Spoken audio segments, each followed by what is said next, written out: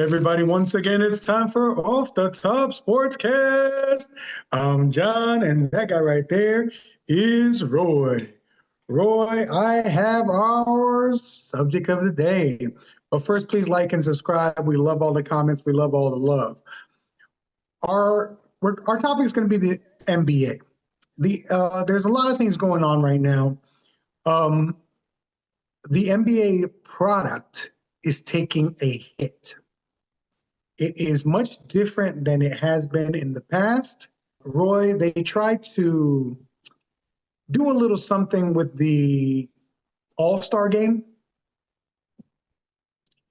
I don't think that hit. I don't think it landed. Did you have any thoughts on that debacle in the All-Star game? I get you. Well, I don't like I'm tired of slam dunk contests. We're to the point of a slam dunk contest that a guy who's winning is not even in the NBA. That is despicable. Not that his dunks were despicable. They were actually some nasty dunks. But the guy's not even good to be enough in the NBA.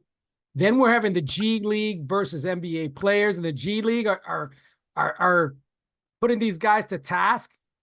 Yeah. It just looks bad for the NBA. I don't mind the mixing of teams and all that.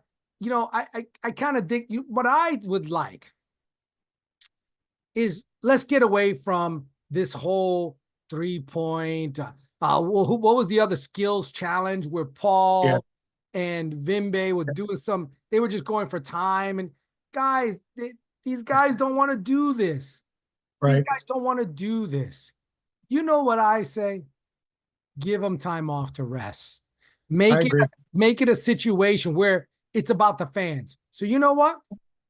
What about if you had fans there doing 3-point competitions and they have an NBA player as their coach for that, situation? What about giving the fans the opportunity to just talk to all these players, get signatures of these, be a round robin of opportunity to stick with the fans? Forget this whole basketball thing. Your image is hurting. Yeah. This is the thing. It is bringing to the forefront how much competition doesn't matter to these guys. Back in the day when Jordan and all these guys were doing the All-Star game, why they were good was because these guys were taking it serious. They wanted to be the best one in the All-Star game. They wanted to show these guys up. They wanted not to be showing up on the defensive end. They were playing hard. These guys do not care. This is not an incentive. We need to stop doing the All-Star game before the end of the year. Look at how hard these guys played in the Olympics at the end of the year. They played hard for their country. I get that. But they also played hard because they knew they had time off. They had time to recruit. They had time to be. Okay, then maybe it should be at the end of the year, kind of like the NFL Pro Bowl used to be. At the last thing of the season, you do the Pro Bowl. It doesn't matter. It doesn't matter, John. It could be in the first day of the stinking season. This is what matters. You just said it. Why did they play hard in the Olympics? Yeah. It means something to them. Yeah. There's no only way I think you get a team. And who the heck cares who's coaching the team? I don't care. Barkley team, Shaq team, it doesn't matter. What I think they should do, again, why don't we get all the players who are going to participate and their charities? And then you go, oh, look, Steph Curry's charity, Miracle Network, whatever it is. And that's what the team is playing for, right? And let's make it almost like and make it small. I say 3-on-3, right? You get all the guys who want to participate, right? And you got guards and forwards and whatever you got. And you go, and boom. Oh, my goodness, look who's playing now. Boom, another play. And all of a sudden they pick these 3 guys to play, right? For that on a team that may have never played before. On a team together, and then they go, oh, you're playing for Steph Curry's Miracle Network. You're playing, and then you play it like a playoff. a playoff thing. These guys are all of a sudden you got two teams playing for their charities and the money that they've won along the way for their charity. Right? These guys, I think I can make it happen, make it exciting. Okay. Here's the biggest thing is, will people want to watch that? I don't know. It's possible that people might want to watch it. That's the hardest thing, right? To get people excited to watch. I just don't know. They but right watch now it's a bad TV product, right? It's a bad TV product. But think about the tournament that they have a tournament within the season. Mm-hmm. People are watching that. People are interested in that. They change the color of the floor and all. Man, I don't know how. I don't even know. They kind of like a soccer thing. Why would they do that? But you know what? It's kind of interesting. Not magical. It's still basketball, but it's got a twist to it. They've added a little twist. What? Oh, this is important. It's the championship before a championship. I like it. I dig it. Well, I think as a whole, the NBA has a problem. What's the problem? It is that they are hanging on to these old stars. And we are now cycling through these old stars. We are washing these guys through the NBA. How many teams has James Harden been on now? This man was a superstar. He was a triple-double threat every time. Westbrook, triple-double threat every time. Kevin Durant now is on his, what is that? He was on OKC, Golden State, Brooklyn, and now he's on his fourth team. It's probably going to be on his fifth. And he'll be on his fifth team. These guys don't care, right? This is LeBron's NBA. Loyalty means nothing. It's all about themselves. This is his legacy, okay? He taught them the way, and they all followed. They weren't going to be the ones left behind, right? Okay. What has happened is we take these older players. We don't want to move on. We want to spend assets to get them. And we destroy teams in its wake. Case in point. Case in point. I know which one you're going to go to, but this is the issue. It's because some of these guys, you as an owner, you look at what is going to fill seats. Do I put all these young guys like OKC and it takes time and I got to, yes, they're but they still haven't won anything. Okay, they still haven't won anything. Or do I try to go in there and give them the Durant, the Harden, the Will, all these all these guys? Because even Orlando, they got some names, but they're not household names that everybody goes, I want this. And what happens? They still are not winning. They're still not winning. They want names. They want names. You can say they're not winning, right? But the top 4 teams in the NBA right now built it. The Celtics, who just won last year. Yep. They built it through the draft. They made moves. They continue to cultivate. They let go of some guys who didn't work in the system like they wanted to, like Marcus Smart, even though I like Marcus Smart a lot. They brought in other guys. They brought in White.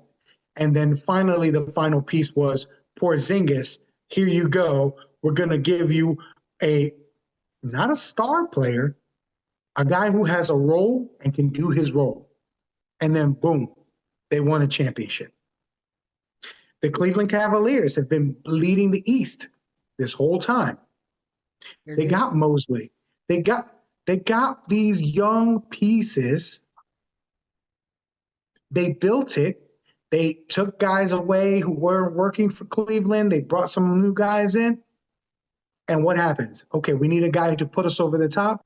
Boom, Donovan Mitchell. These guys are in the hunt. These guys have been crushing it all the year. OKC. OKC has done it all through the draft, except for Shai Gilgeous-Alexander. They let one of their top guys go. And when they let him go, they got a young prospect, and that guy has turned out to be SGA and has been fantastic for them. Yes. So the point is, and you can also go to the Timberwolves. They've, went through the draft, they've built, and then they brought in Rudy Gobert, and it hasn't all the way worked out. But at the top, the teams that are doing the best did this formula. However, the Phoenix Suns, who went to the actually the finals, they Phoenix, did it. Phoenix Suns right now are nowhere. So the Phoenix Suns went to the finals. The next thing that they did, it didn't work, right? The next thing they did was they dismantled it to bring in Kevin Durant and then bring in Beal, excuse me. And now where are they? All the guys who got them to the finals are gone. The young core left. And now they're left with these guys. And now you're going to be moving on from Kevin Durant. It's going to take an owner with fortitude and heart and vision to say, I am just not going to trade these guys away. I'm going to continue to build. Yeah, you're right. Because you look at teams right now, if you look at building teams, the Knicks have been doing some building. They've signed some players. They've been wheeling and dealing. So I call them the wheeling and dealing team. The team that's been holding it down, you talk about right now when you look at Detroit Pistons, they're number 6. They were on the bottom of the barrel. They came up. Mm-hmm. You look at Orlando Magic's number 8. And then you look at Cleveland. Cleveland number 1 in the Eastern Conference right now. You look at the Western Conference, Oklahoma City. Mm-hmm. Denver Nuggets, I don't really say they weren't having like, a lot of good draft picks and all that, but they put they're a team. They brought in Joker and they drafted Murray. Those are their 2 stars. And then they let guys go and brought guys in. So they let guys go. They brought in Aaron Gordon. The other young guy, Porter, that was another guy that they drafted. So really, Aaron Gordon is the only, big name guy you could say that they brought into the mix. Yeah, but you look at teams too. You look at the Western. You got Minnesota. Mm-hmm. You got Rockets. Rockets were the bottom tier team. They've gotten pretty decent. Memphis Grizzlies. Mm-hmm. That Houston Rockets is now number 5. Not bad. But then you look at other teams, man, some of these teams are it's like, what the heck happened to these teams? You talk about Eastern Conference, Toronto, they won a championship. 76ers is in purgatory. I don't know if they're going to get out of that. You look at the other team, Phoenix, in the Western Conference. They did all these moves. I think they need to almost pull the plug and drain the pond to get them back up. You look at. Let's talk about for a second the 76ers. They're a fascinating study in what not to do and what to do, by the way, because they did do what I said. They were building through the draft. They brought in Ben Simmons. They drafted Embiid. They drafted Markelle Fultz. They drafted these young guys. Now, somewhere in that organization, and I don't know if it was Doc Rivers when he was there. I don't know what. There was something that was killing their point guard's confidence. Because Markelle Fultz fell apart. He had basically a mental block that he could not shoot. And literally everything had to stop. They traded him away or they released him. And the Orlando Magic literally went from the bottom up, building him back up so that he's a serviceable guard now. I like how you use that word, serviceable. Yeah. He can score, he can shoot, he can get to the basket, he can distribute. He's an NBA player again. I'm not saying that he's the best guard of all time, or he would have been Tyrese Maxey if that hadn't happened. But I'm simply just making the point of what happened. Ben Simmons. I thought Ben Simmons was going to be the next great one. He Yeah. had a 6'10 frame, could play defense, wasn't a great shooter, but could shoot enough, could get to the basket, rebound, pass the ball. And again, something happened. I'm not sure what happened or who's to blame. Think of it, already when you think about the 76ers, Ben Simmons and Markelle Fultz, isn't that kind of weird that in one team you got somebody with a head case? I mean, something was going on over there, and they were back to back. So there was something that happened somewhere in the coaching staff, in the training personnel, in the management, or something was happening. Because that is not coincidental that your two guards that you picked, the same thing happened to them. But who do they got right now? If you were saying 76ers, what are you looking at as their, oh, that's what are you talking about? So what they did after that was they brought in Jimmy Butler. Jimmy Butler did well for them. Joel Embiid couldn't stay healthy. They didn't want to keep Jimmy. They let him go. They brought in uh, Harden to try to get that going. That didn't happen. They let him go. They just keep on doing the same thing. Now they brought in Paul George. That's not working. And now they have to now they can't let him go. He's an anchor around their waist. They, instead of continuing to build with the young guys that they had and adding small pieces that would make sense, they tried to hit home runs every time. And now what they've ended up doing is wasting Joel Embiid's probably his more healthy years, because a guy that size doesn't get healthier throughout the years. So let me ask you this. What do you think right now, Joel Embiid, you're looking at his salary is $51 million. Paul George, $49 million. And that's 51 plus, 49 plus. What do you do when you have those monstrosities? You can't do anything. Nobody is going to take first of all, who can?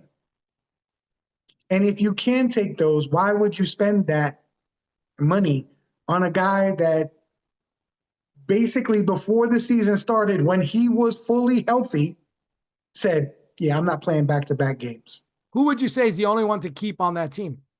Maxey's the only one to keep on that team. That's it. He's getting 35. Maxey. That's it. Everybody else can go. And here's the worst part. Because you can't move Embiid. You can't move Paul George. The only other asset you have that can move, that somebody would take, is Maxey. Maybe Oubre Jr., Kelly Oubre, maybe him. I mean, Kelly Oubre has been in the league now for a long time. I know in my brain, I always think of him as a young player. He's been in the league for a long stinking time, probably 10 years. Whatever his promise was for his career, he reminds me a lot of like a Cade Cunningham. A lot of people thought that he was going to be really good. Now Cade's showing it this year more and more and more. Kelly never got there. So who wants Kelly Oubre? Who's going to trade for Kelly Oubre and give you something back that you go, this is going to fix the team or, whatever? Nothing. Yeah. You mentioned the New York Knicks. The New York Knicks, yeah, they did basically everything through bringing in guys. But let's remember, they brought in Randall. That's how this started. The rebuild in New York started with Randall. And then they started drafting guys and bringing them up around Randall. Remember, they got RJ Barrett. They thought that was going to be the answer. That wasn't the answer. But you know what they didn't do? They didn't double down by keeping him so long. They knew it wasn't the answer. Let him go. What did they do? They waited for free agency, not trade. So not that you have to give up assets and take away from your team that you have. And they go, we're going to bring in Jalen Brunson. Okay. That move That was it. was a precise move that they did. Then they said, we're going to line him up with his teammates. Okay, that makes sense because now you're bringing in guys, and neither one of those guys were top tier guys.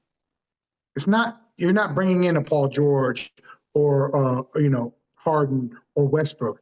It was Jalen Brunson. We can all sit back here and say, we saw this coming, and nobody see this coming, and not even the Knicks saw it coming. Okay. And check this out. You want to look at this is, Brunson right now, 24, 25 season. You know what you have him down money wise? How much? 24, let's say $25 million. That's right. So they didn't even break the bank to bring him in. No. Right. Okay. The highest player right now on their team, which they just picked up, is Townsend. Right. But look what they did. They started building their center. That was a draft pick. Okay. The one guy that was already there, the 3-point shooter, he was a draft pick. Then they brought in Hart. He was a specific person to try to fit a role. They didn't go out and try to get superstars. They were just trying to build a solid team. You know what I mean? Sometimes if your forward is a 5, bringing in a 7 is what you need to do. Don't try to bring in a 12, a 10, you know what I mean? And get rid of a whole bunch of young guys. And now they have a team. Now they bring Karl Anthony Towns, that one guy that really gels together, that you could see it coming together beautifully. Yeah. And you brought in, and it was also, to me, that's also a specific pick. Why? Because he knows how to work with stars. He was in a team with stars. He was in a team, he understood, hey, Anthony is going off right now, right? So I'm not the star anymore, but that's okay. I'm a huge contributor. So he could come to the Knicks and go, hey, Brunson, this is your team. Cool. But I'm still a contributor and I'm still going to do my thing. Technically speaking, he's the best guy on their whole team. He's better than Jalen Brunson. I know people don't like when people say that because he's like the heart of the team, but the best player on the team is Karl Anthony Towns. He has the most skill out of everybody on that team. Well, let me tell you what I like about the Knicks. When you look at the Knicks, you got a lot of players that can contribute. That's the key. When you look at OG Anunoby, that guy, he can contribute. Mikal Bridges can contribute. He was drafted, yeah. Anunoby, drafted. You have players that can contribute. Miles McBride can contribute. Yep. You got these guys, when you look at their averages, they're not averaging anything big, averaging. But every now and then they could throw a 20-something point game in there. They could, because you got the heavy hitters. You got Brunson, 26, points average. You got Townsend, 24 average. Those are your two, you could say, anchors on either side. Now you say, let's fill in the middle. That's where the other guys come into play. And that's right. Josh Hart, again, all these guys, when you look at their averages, they're averaging, 16, 18, 14. But any given night, one of them could contribute and go off. But even if you're getting 15, 16, 18 a night, 20 a night, some triple doubles, that's all you need. That makes you a dangerous team. That's a level 7 player, right? He's at a level 7. He's not, and the thing about these guys, when I say level 7, it's not a bad thing, because Josh Hart plays at let's say a level 7, but he'll give you nights that he gives you a level 8. He'll give you nights that he'll give you a level 9. He'll give you spurts of level 10. He just never gives you less than a 7, which is that's fantastic. Okay? When you have other guys on your team, like Paul George right now, skill-wise, Paul George, should be up there level 8 plus 9, but Was. he's giving you nothing. He's giving you level 5. So if Paul George is a level 7 player, he's giving you 5. That's what you don't want. Now that's where it hurts you. Also, what the Knicks did was they traded for Karl Anthony Towns, but they didn't trade away the whole farm to get him. The Timberwolves wanted to get rid of him. They saw an opportunity and they pounced on it. They didn't go, okay, so now we're going to give you Josh Hart. We're going to give you our center. We're going to give you Anunoby. We're going to give you 2 first-round picks because now they're desperate to get him. No, that was a fluid situation that they were shopping Karl Anthony Towns, and they ended up with him. I agree. You know what I mean? That's what you got to look for. The NBA also has a little bit of an issue right now, to me, on their TV deals. It is already, in a local market like Orlando, which we live in, difficult to find an Orlando Magic game sometimes, right?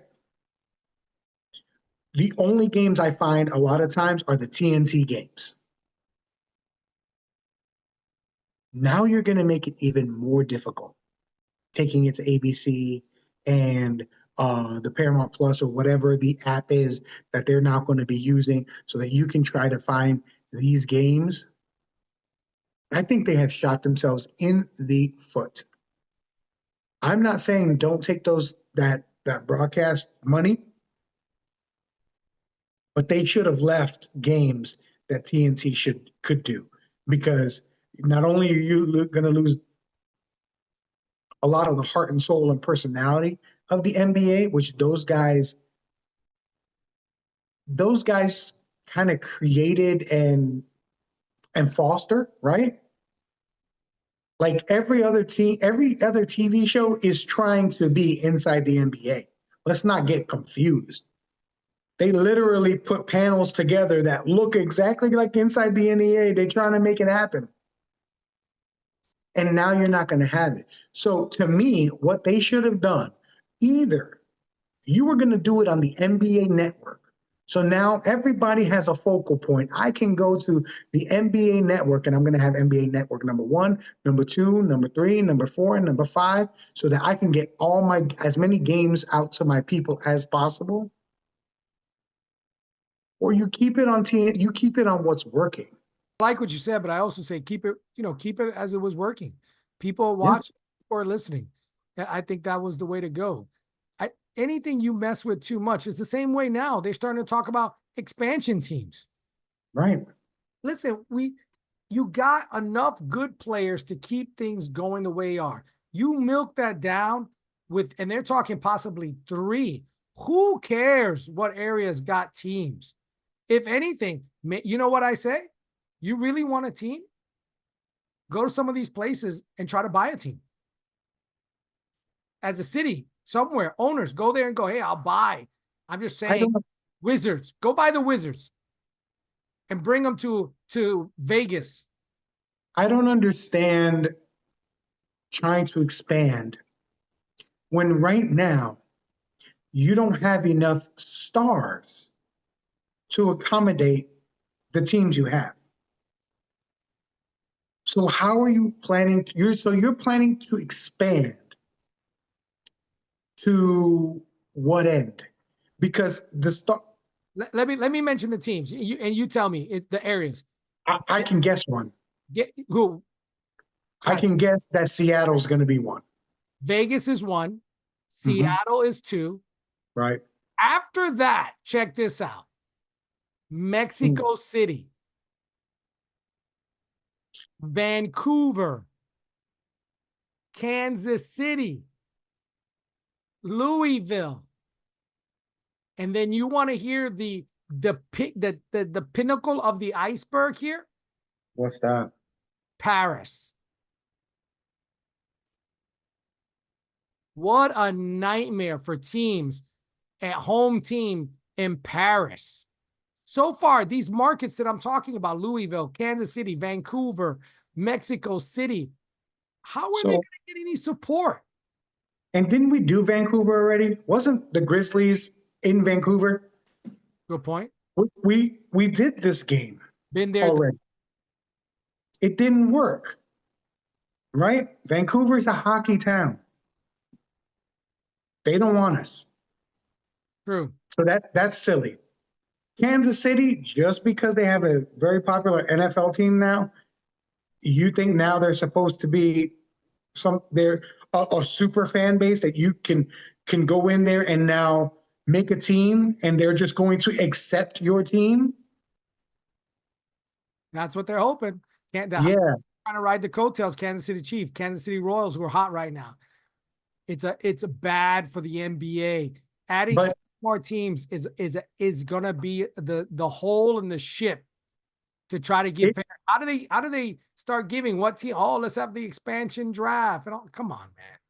if they think Kansas City is a viable spot, then they have fundamentally missed the part that the Royals is a legacy baseball team. The Royals have been around for a very long time, and the Kansas City Chiefs is one of the original teams. So they literally have fundamentally just don't understand. And just so everybody can have a little perspective on Kansas City, the Bills owner was actually part owner of the Kansas City Chiefs. He left the Kansas City Chiefs and then got his own team and went to Buffalo. There were years that wonderful fan base we're talking about were not coming to the game so much that our Bills owner gave him loans to keep Kansas City Chiefs in Kansas City. I say that to say this: if you got sucky players, they ain't coming. You're not going to spend 100 and something, 1,005 for courtside seats. You're not going to pay the whole No. $10 seats. No, not when I could spend that money on to go see Patrick Mahomes and his legacy. That's right. That's ridiculous. So the NBA has a lot of things going on. I want to talk about the good right now for a second. I think that in-season tournament is a very, very good idea. Yeah. I think what they did the smartest was appointment viewing.